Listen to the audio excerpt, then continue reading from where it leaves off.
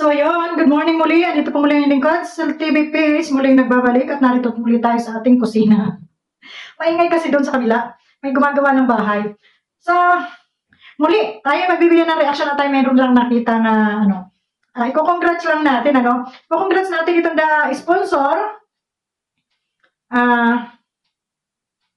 Itong isang sponsor na ito na kung saan ay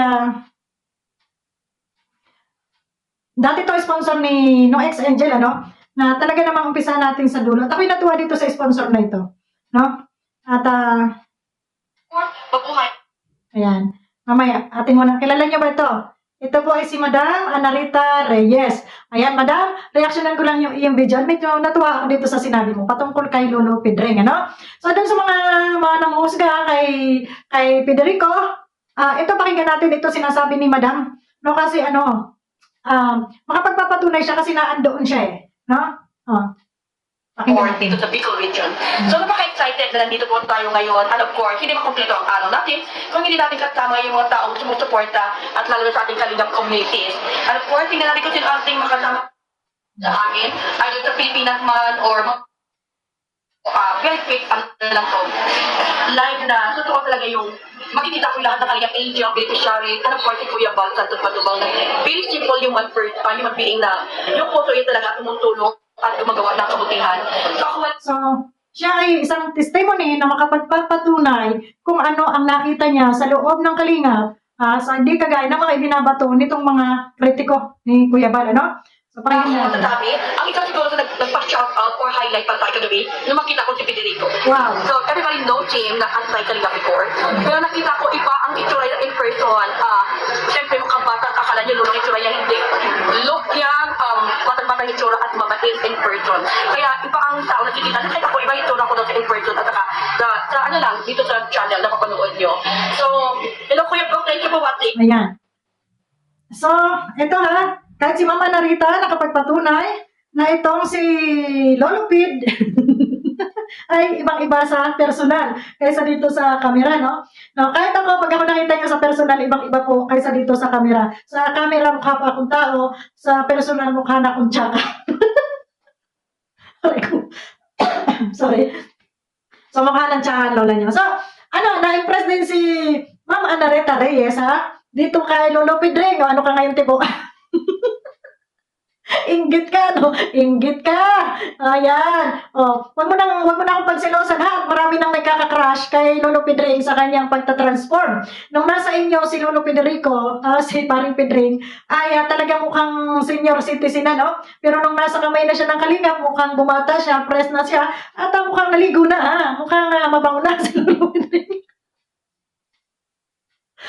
Kita niyo pati si Mama Dam Anarita Reyes, na ito isang sponsor ng dati ng talaga namang na-impress, At saka hindi lang yan mga kaibigan, wag naman natin masyadong yung kanyang live, At saka hindi lang, totoo, nakita niya na ibang-iba ang mga taong pagkaharap mo kaysa dito lang sa ng camera. Kung yung tingnan niyo na kami ay mukhang mga demonya, dito sa harap ng camera. Sa kabila po ng camera, ang mabait po namin, sa totoo lang. Sasakay lang naman ito, mukhang demonyo, tumalikod ng marap. May camera o wala, yun lang naman ang impact dito sa aming paningin.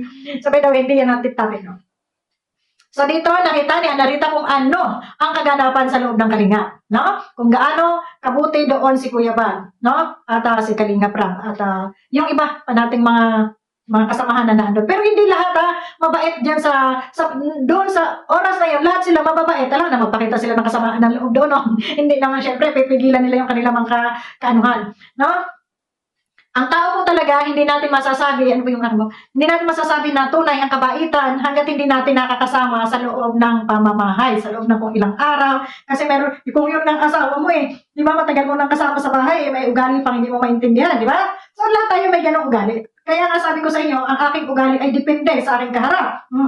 Kung ikaw ay mabait, mas anghel ako sa iyo. Pero kung demonya ka, mas demonya ako sa iyo. Yun.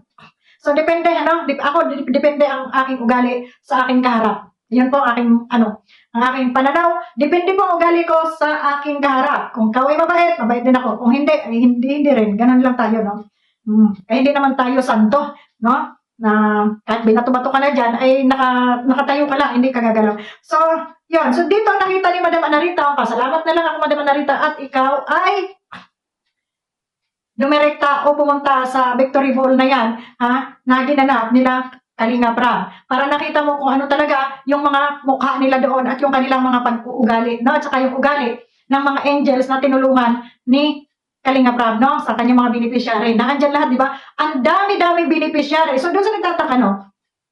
Akala nyo, si Biancy lang, si ano lang ang beneficiary, si Joy, si Biancy, at saka si Carla. Hindi ho. Ang dami-daming mga beneficiary dyan ni Kalinga Prab na hindi na ito na ibablog. So, nakita nyo yung mga naghana yung mga umate na yon. Yun ay mga scholar ni Kalinga Prab, no? Yung iba doon, yung mga scholar ni Kalinga Prab. Di ba? Ang dami nila. Pero hindi yun lahat na ibablog. Di ba? Ang naibablog lang. Ang totoong naibablog lang naman, itong may mga love team, di ba? Pero yung mga beneficiaryong totoo ni Kalinga Prab na talagang siya ang nagpupundo doon, siya ang gumagastos doon, siya yung nagpapaaral doon, wala pong vlog yun. At saka dito kay Kuya Bal. Kaya doon sa iba na nag-ano, nasabihin nyo, walang charity, walang ganito, nag-iipon lang ng milyones. Itong si Kuya Bal, mayahay naman kayo, no? At mayroon po isang vlogger, o ito mag-isip na kayo kung sino itong vlogger na ito, na hindi ko na lang to i-highlight, pero grabe yung paninira niya kay Kuya Bal. Kung ito ay napanood sana, ewan ko kung napanood ito ni Kuya Bal, no? Na kesyo, may 10 milyon.